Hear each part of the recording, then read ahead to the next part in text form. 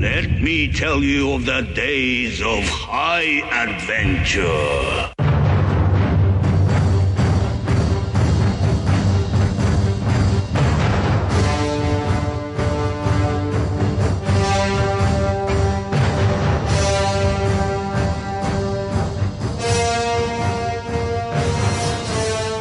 Hey, I'm Kevin. And I'm John. And this is 6 Degrees of Schwarzenegger, the podcast where we take a long, hard look back at some of our favorite action movies from the era of Arnold. Kill me now. What are you waiting for? So Schwarzenegger is the icon of the genre. And we're taking a deep dive at some of these 80s and 90s cult action movies, and we're breaking them all the way down.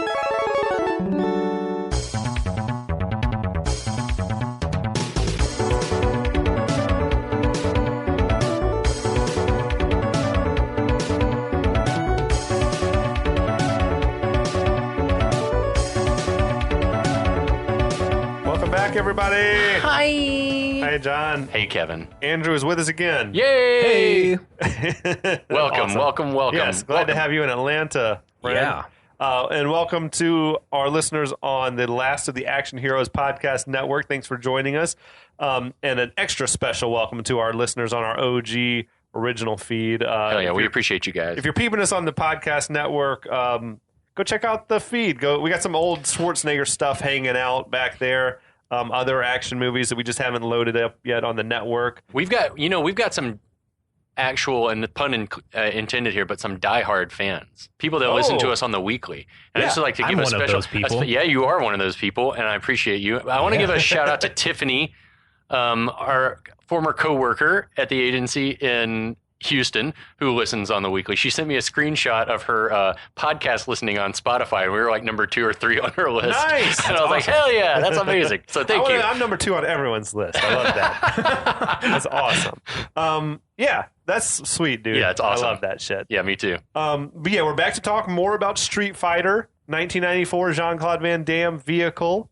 Oh, also, we're happy to have a Van Damme podcast joining the network. Hell yeah. So they'll probably at some point talk about Street Fighter also, if they know what's good for them. I need to check them out too. Yeah. And I want to say, like, before we get into the plot, what is your guys' history with this movie?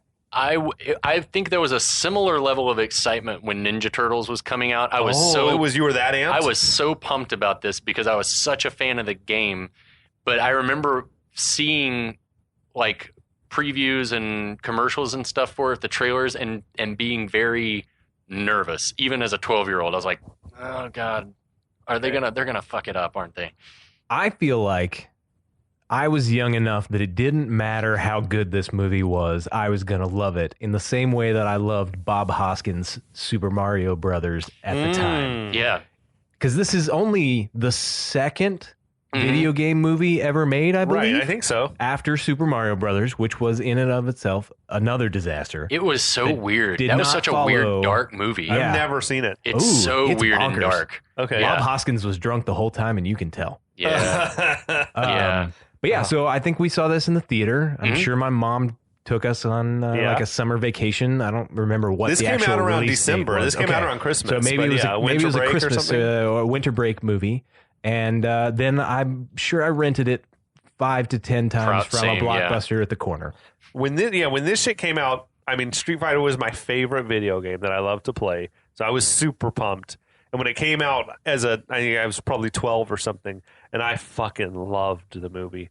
I thought it was like so good, man. And then when Mortal Kombat came out, which I didn't really play, I thought like, oh, this is nowhere near as good as Street Fighter. But like, I just loved Street Fighter. And then I saw it, I think years later, and was like, Jesus, this thing's a piece of shit. Yeah. I was like, what was I thinking? And now I will look at it again, and I'm like, actually, it's got its moments. Yeah. I can still appreciate some things that it's trying to do here. It does have its moments. I feel like they gave Mortal Kombat an opening that they shouldn't have had, because Mortal Kombat, the 95 or 96 movie, 95. is what this movie should have been. Agreed. It's more reasonable to think that Street Fighter would have turned out like the Mortal Kombat, which was good. How do you mean, like that type of a plot? like a tournament, a fighting tournament in which all of this slew of characters, and Street Fighter would have gotten there first and like kind of owned the hearts and minds, and yet they just chose not to do that. I totally agree with that assessment. What's fucked is like, I mean, Van Damme's done 3 different movies that would have been better Street Fighter movies than this one. Yeah, Like exactly. Bloodsport, was like an international tournament of fighters. Like that's exactly what this is supposed to be. In a shadowy underground. Right. Yeah. Right. And Lionheart. Lionheart would have been a great Street Fighter movie because he's like a defector from the French Foreign Legion, and then he's fighting his way through like the underground fight circuit. That's or whatever the only in one America. where his nationality makes any sense. Right, definitely. I almost think I get if you want him to be the lead of this movie, but it almost would have worked better if you just invented a new character. Agreed. I had that same thought. A French guy, and then you have all the others played by less big stars who are just fucking great martial artists. And then you would have been able to do a new version of a video game, and it wouldn't have mattered. Like, I mean, they already brought in and introduced a new character that could have fronted the next generation of Street Fighter games. And then he did that movie, The Quest, which was like would have been by Frank Dukes. Yeah, Frank Dukes got like sued to get his name on the credits as like a story by, which is almost the same plot as Bloodsport. Right. But it was a period piece. I'm like, that actually makes. That would work for Street Fighter. Said it sometime in the past because then it's automatically got like a license to be a little different than reality. Yeah. You know what I mean? Like, they could have said it. They could have even said it like, 50 years ago or something like that, and it still would have worked. Right. It's just like, I think the Quest was set in the 20s, maybe or something, and it's just like, you can buy that like there's a mystical underground shit going on or something. Yeah, absolutely. Yeah. Even Kickboxer was closer to a Street Fighter movie. Yeah, definitely was. Yeah. If he had to fight his way through a bunch of guys to get to Tong Po, like one after another, then it would have been the Street Fighter movie. Yep. But that's neither here nor there. D'Souza didn't ask what we thought when we were 12 and 8 years old, respectively. Instead, we wound up with, I guess, sort of the first live-action G.I. Joe movie. Yeah, that's true. What this is. But yeah, so I'll. Do you want to try to catch us up? Nothing much happens. So what happens is that Bison, Methuselah Bison, who's a leader of an army in the country of Shadaloo, has had his turf taken over by the Allied nations, the Street Fighter World's version of UNs, and their forces are being led by Guile. And he's taken 63 hostages and is holding them for ransom for $20 billion, and they have 3 days to pay up or he's going to kill them, which is, I don't know, fine. Whatever. That's basically it. Yeah. There's Ken and Ryu, and then Ken and Ryu are hucksters who Guile chooses to be his bait to infiltrate Bison's secret lair, and there's the presence of some journalists. Like Chun Li, like any Street Fighter movie. We've had introduction of about half of the Street Fighter characters, or maybe a little more. I think all of them. Yeah, maybe all of them have been introduced by this point, but. Yeah, so that's it. That's what happened. There's a lot. It's a lot, but also nothing. Yeah, exactly. Has happened. 15 minutes went by like a blur. Yeah, like he's got Bison is holding, I guess, Guile's best friend Blanka, and doing some another experiments. soldier, and he's like, trying to turn him into a perfect killer. Professor Dalzim is turning him into a killing machine. We've shown children an actual execution. Yeah, I think it was like that shooting from Vietnam or whatever. That video was terrible. But so we'll pick up at Bison's laboratory. His laboratory, where the experiment on Blanka continues. His muscle mass has been increased by 49%. According to the computer. The computerized voice told us. Yeah, he doesn't look any bigger. No, not at all. And what also doesn't really make any sense is we don't know what the finish line is. Like, it'd be one thing if it was like 50% complete. Right. But this is like increased by 50% on your way to 500 or on your way to 70. Just double. We don't know. Like, are we doubling I guess up? we assume it's going to 100. Yeah, maybe I was thinking of it in the terms of like it was 50% more than what it was where he started. Yeah, no, that's what it means, I think, but we don't know what the finish line is. Yeah. Like it could be on its way to 1,000%. It's like, boy, this is going to take a while. Is he going to be like Juggernaut from the X-Men side? Like where he's like in 1,000%? I mean, in the game, he was sort of the most yoked up dude, right? Like him or Zangief. Well, Blanka's character was, he's like super hunched over. Yeah, he's hunched, but then when he burly. Hulk up, it's like, oh, damn, this dude's massive. He is supposed to sort of be Hulk-like, I think. Yeah. So anyway, Dalsim seems very like uneasy with what's going on here in the lab, but there's this burly goon down there that gets him back on track. Dude fucking looking like Ron Jeremy. Yeah, he did. It totally does. Now, Yeah. Can we call him Ron Jeremy for the rest of the movie? Okay, great. I'm General Ron Jeremy. I think that dude's like Corporal Lieutenant Ron Jeremy. NCO Jeremy. Yeah, exactly. And so back at the AN base, there's refugees arriving. Guile's pulled up in a Jeep. He's got Ryu and Ken there. He's basically showing them the carnage of what's going on in this country. Guile is saying that Bison's hostages, their chance of survival is even less than these refugees. And so he's trying to recruit Ken and Ryu to help him out. Right. They're reluctant to get involved. Guile tells them basically, ripping off bad guys doesn't make you good guys. Right. Which I like the little bit of whatever poetry there is in that. They've rationalized their shit because they were stealing from thieves. Though, what's going to endear them to Sagat is not a private meeting with Guile. It's true. That's also true. They took him away to have a private meeting with Guile, and they came back, and all of a sudden he wants to be our buddy. Yeah. What does that say about Sagat? He's dumb. Oh, no. He's proven time and time through this movie to be dumb as shit. Yeah. There's some moments that we'll touch on as we get to him. Yeah, and Vega's a mute. We don't think he can do anything at all. So Guile tells him, "No, are you guys the same as Sagat and Bison? Oh, am I right? And you're different." He had his shit together in this scene, I think, JCVD. Mm-hmm. He was in the right his chemicals were he had balanced. Plateaued. Yeah, he was at a good balance of whatever it is that he's drunk on. and high at the same time. Yeah, I do think, though, like I mentioned, I think this is one of the more interesting performances from his heyday. Yeah, totally. He's doing things with his voice. I mean, he's trying to become Guile rather than just turning Guile into Van Damme. Right. So Ryu says that they're different, and can we be released now? He says the only way you're leaving is over my dead body. A goofy Van Damme smile. Yeah, Ryu and Ken exchange these confused looks. Took me a long time to appreciate the nature of this movie. It's just like a live-action cartoon. Mm-hmm. Yeah, that's a good way to look at it. Yeah, it's got a very soap opera sort of dynamic of the campiness of what's going on. I don't know if that was intentional, but it works. It's got just the logic of a Saturday morning cartoon. It's like agreed. You have to lay the things on really thick because you're speaking to children, I guess, or even you're more heavy-handed than you probably really need to be because you underestimate your audience. I feel like that's especially true in this upcoming bit because this plan is stupid. Yeah, so cut to the shackled prisoners. They're being loaded into trucks as the ANPA announcer's cracking jokes. It's like, what do you do if a Bison trooper throws a grenade at you? You pull the pin and throw it back at them. It's just they're like blonde jokes or, back home in Texas, Aggie jokes where you assume that a bison, I don't understand what this was for or who this was for. It's just very hokey. Eat up time. It's like old fashioned type of, that's the sort of shit that was probably being broadcast on troop radio during World War II. I think it to me, it makes certain parts of this movie feel a little bit like Starship Troopers in that regard. Oh, yeah. So it's supposed to give it an air of being this is happening in a real world, and this is what soldiers would be hearing over the PA. And it is it is propaganda to keep your soldiers thinking that they're on the right side. Right. Exactly. I like that take. Yeah. I appreciate it. Maybe it's smarter than I thought. So they've got all the prisoners chained together, Tango and Cash style. Right.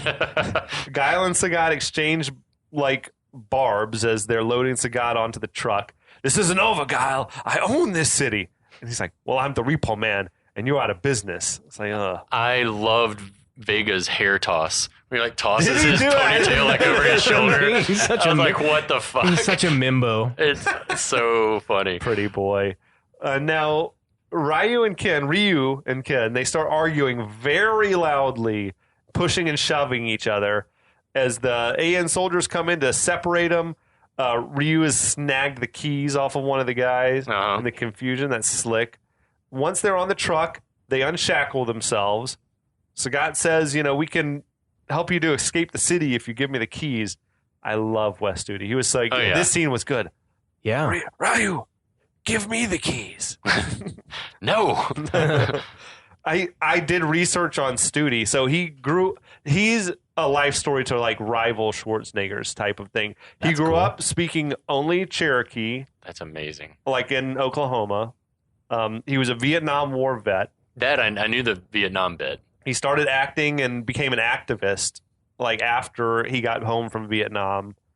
and he became an A-lister, and he's like doing scenes with Pacino and Daniel Day-Lewis and Raul Julia and stuff. It's like amazing. That's pretty wild. I had no idea. Yeah, that's just so cool to me. Like, I feel like that things like that can happen just blow my mind. Yeah. Like, you weren't supposed to be here. Like, Schwarzenegger, you're not supposed to be the most famous person in the world, dude. Like, you're just like some dude from Austria. Your dad was like kind of a Nazi, I think, or a collaborator, right, or something.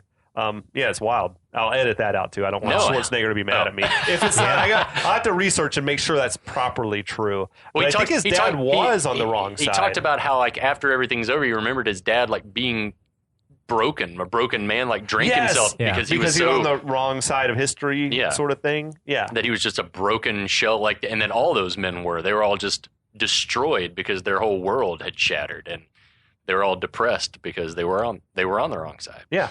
All right then. Leave it in. No, leave it. It stays in. That was an amazing speech that he gave after the January 6th stuff. You're right. He said, "Don't be like these guys." Yeah. Like, you don't want to be like them. Yeah. So now they Ken, I think, or Ryu tosses the keys over to Sagat. Mm-hmm. Guile and Cammy are up in the office, like seemingly waiting for something to happen. Guile's conspicuously checking his watch. Well, I mean, we are meant to know, right, that this is all a ruse. The audience is already in on it. Yeah, I think. I think so. Assuming that there's a plan in motion, whether it's to let like all of them go in a plan to like watch them go. Right. We're thinking I don't know if we know what's about to happen. Okay, we don't know what the plan is, but we know that there is something in motion. Guile's got something cooking here. Yeah. Okay, that works for me. As a guard comes to unlock the truck, Ryu kicks the gate open, knocks the guard into a pyramid of empty barrels. Yeah. That's some proper video game shit right there. Ryu and Vega, they hop out, they beat up a couple of dudes, take control of the truck along with some random third guy. Right. I think who has his CDL. Like, somebody who could actually drive it. I feel like this would have been the opportunity for them to beat up a car if they were going to do it. Yeah. Like the little interruption moment that was like halfway through the bonus levels. They never went to the barrel factory either to just bust barrels. Well, they ran into some barrels. Maybe they could have thrown some. This was the time to take advantage of those bonus levels. I agree. That's amazing. Okay. So they crank out the truck, drive out of there amidst all sorts of gunfire and scattering soldiers. So is it real gunfire? Or not everyone seems to know what the plan is. You can't spread that plan too far and wide and get back to them. They've already been infiltrated. Headquarters been infiltrated once, like that day. Yeah, it's not like they're not running that tight of a ship, I guess. Guile doesn't have too much to lose here, though, because if it goes wrong, then he's just shot Sagat, who he didn't like anyway, and who was a criminal. Okay. So no big deal. No big loss. I assume that they're real bullets because T-Hawk stops everyone else from firing. Yeah, he does later on. That's why I'm saying. That's why I'm saying. Well, not everyone's in on this plan, right? But I was wondering if the initial burst of gunfire is part of the. It doesn't really matter. Yeah. No one's. It's like an A-team episode. None of this gunfire is real. No. So T-Hawk jumps on the back of the truck, but Ken grabs his gun away from him and knocks him out. So that was clearly like the transfer of a gun with blanks or whatever. And then Chun Li and her film crew, they arrive. They start filming this shit. Guile comes running out and exchanging gunfire with Ken. Other soldiers, as you mentioned, they get ready to fire, and T-Hawk stops them, saying they're going to hit Guile if they shoot, which that's a clever bit of writing because it kind of works both ways. Like, no, you'll hit the colonel or whatever. It raises the question, though, it's dangerous to not have all of the soldiers in on the plan. There's some question whether T-Hawk's in on it. I assume that you're right, that the gun going, but he sells that line. He's a good actor for a soldier. Way to go, T-Hawk. Yeah. He did it. Thawk nails it. Ken shoots Guile, and everything goes silent. Mm-hmm. A couple of shots to the gut. Somehow Sagat... He's nodding in approval, although he couldn't have possibly seen it. He's sitting in the back of the truck. Not a chance. Yeah. Chun Li then acrobatically and very conspicuously plants a tracking device on the truck. She did like a somersault. Yeah, a somersault and flings the beeping thing through the air. Those big old pleated khakis. She's doing gymnastics. Completely unnecessary. She needed the purchase to move around. Baggy Meg Ryan pants. The prisoners cheer as the escape is successful. Now there's a lot more gunfire, which made me think, are these real guys shooting real bullets, or what's happening here? I guess it's not the end of the world if a couple of prisoners do get hit. Yeah, we don't care. And how is the whole military going to let a single truck drive off? Well, we've already talked about how cash-strapped the AN is. They couldn't spare the vehicle to go get these guys. Yeah. They don't have a bazooka. I don't know.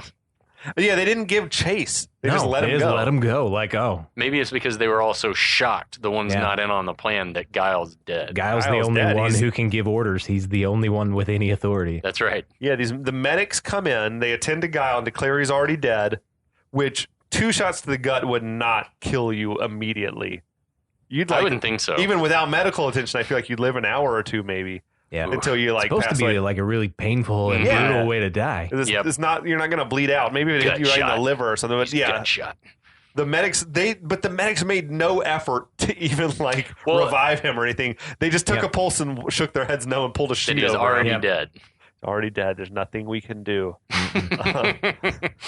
Back at Bison's lair, he's showcasing his model for Bisonopolis. Oh, Jesus! The wonder of the new world, he calls it. This is the Mall of America. That's amazing. He makes this joke about adding a larger food court. Because even dictators love capitalism. He's like, all the major franchises are going to want in. Totally. Is the theory that his whole city will be in a single building?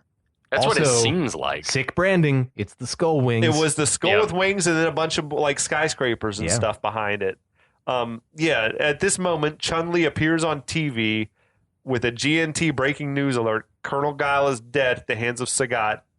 There was more great work from Ming-Na Wen. She did a good job in all her scenes. I feel like she didn't realize that she was in a shitty movie.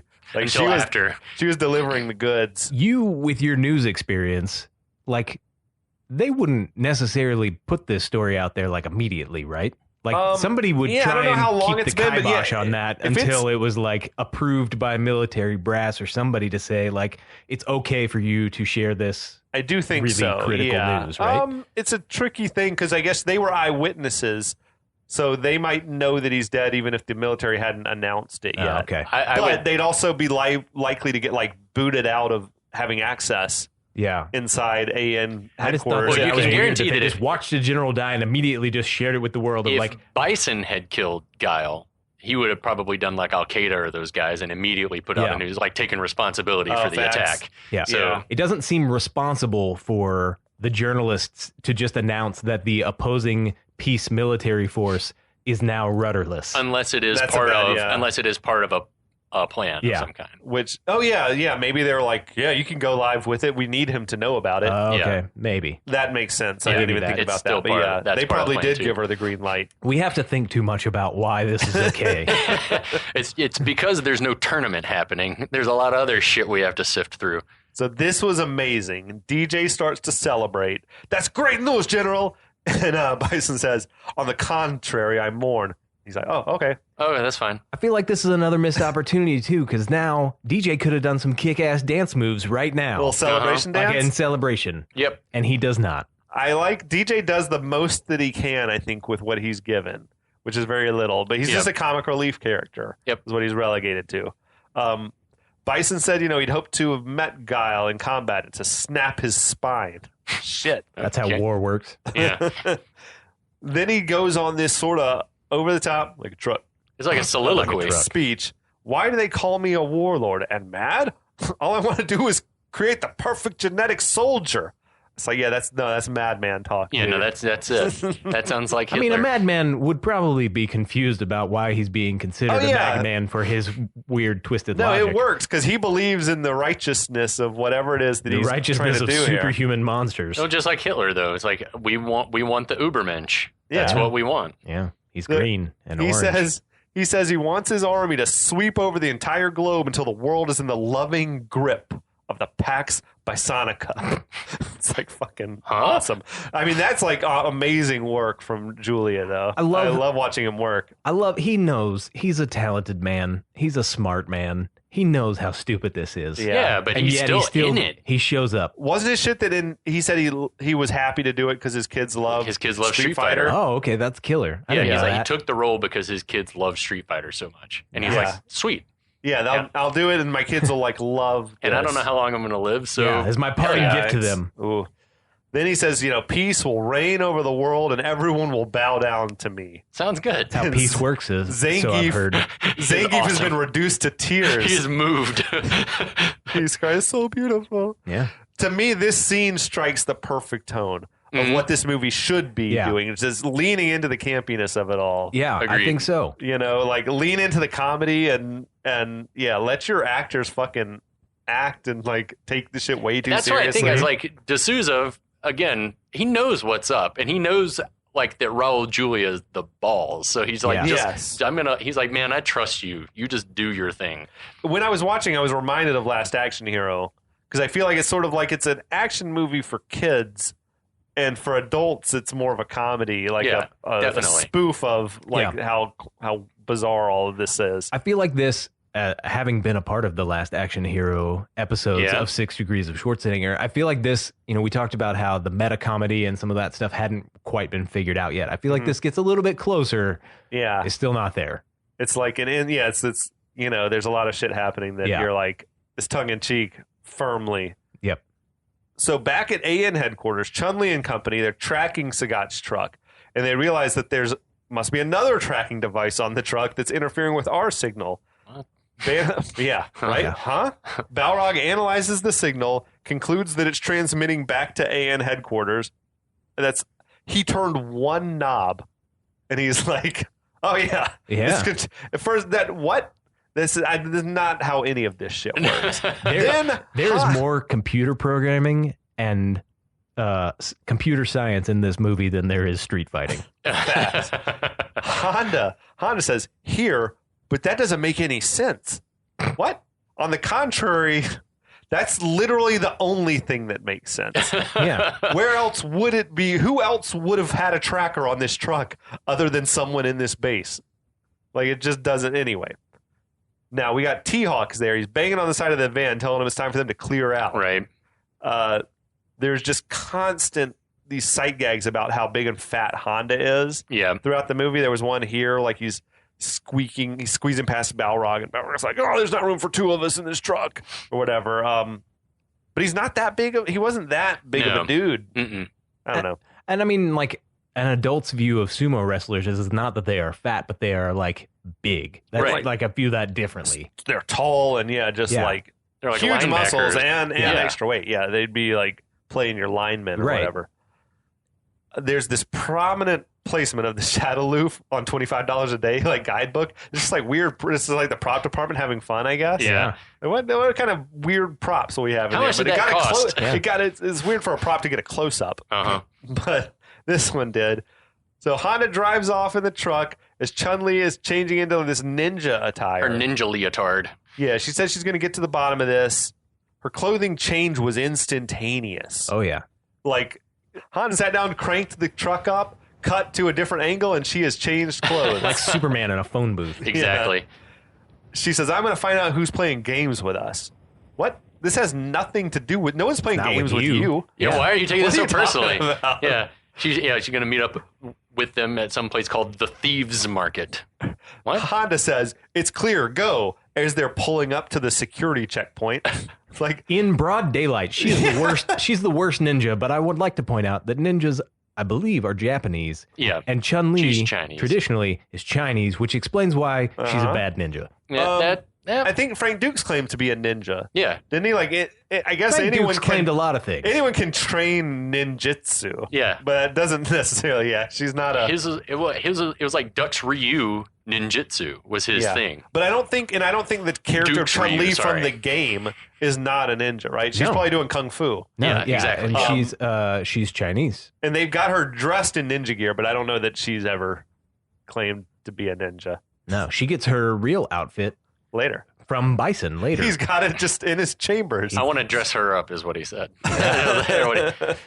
What? So Chun-Li springs through the hatch in the roof as they're stopped at the security gate, surrounded by security officers. In broad daylight. Yep, she hops up onto some scaffolding or something that was above, a signage.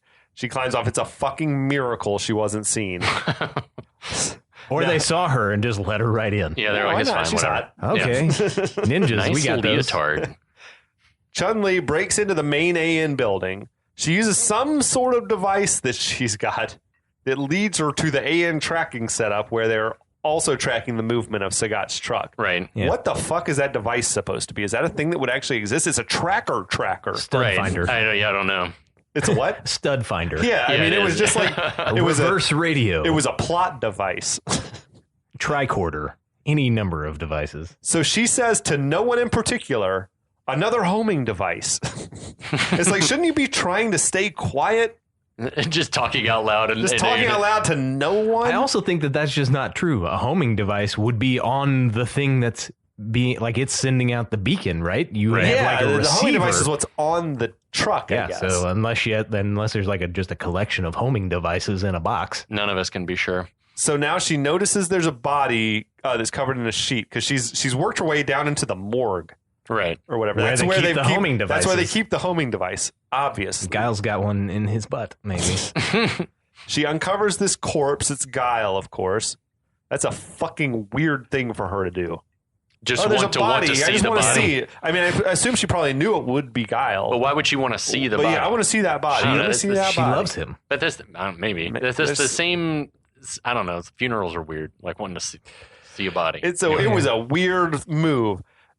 What's maybe stranger is that Guile is laying under a sheet in the morgue. He's not dead. That's what I was going to say. It's not as weird as the fact that Guile's not dead. When she went to go cover him up back with the sheet, he sits up scaring her.